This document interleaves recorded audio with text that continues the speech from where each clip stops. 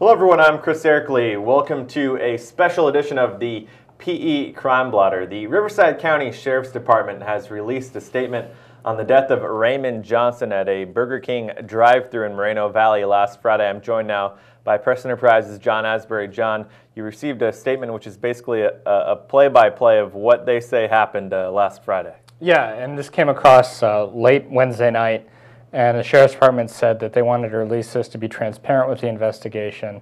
The statement outlines exactly what happened at the Burger King during Johnson's arrest, as well as an autopsy conducted on Tuesday.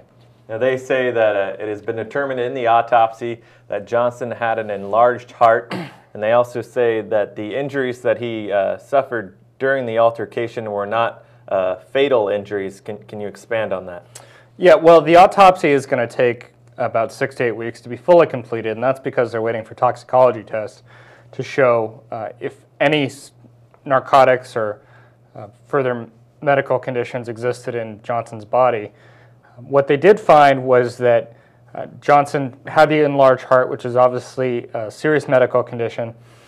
He did have abrasions and bruises and cuts from the arrest and the detainment by officers, but authorities also ruled out the possibility that he died from asphyxia when he was handcuffed and laying on the ground. There was a lot of questions about the tactics used by the Sheriff's Department.